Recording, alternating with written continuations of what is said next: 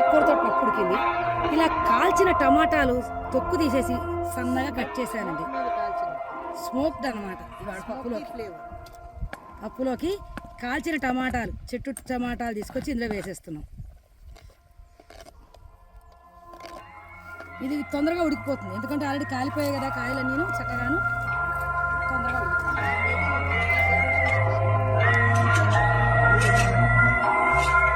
అన్నీ తొక్కు తీసేసి అందులో వేసేసాను. సాల్ట్ వేసేస్తున్నాను, జీలకర్ర వేస్తాను. పోపు కూడా వేయనండి, మనం పల్లెటూరు వంటలు చేసుకుంటున్నాం కదా.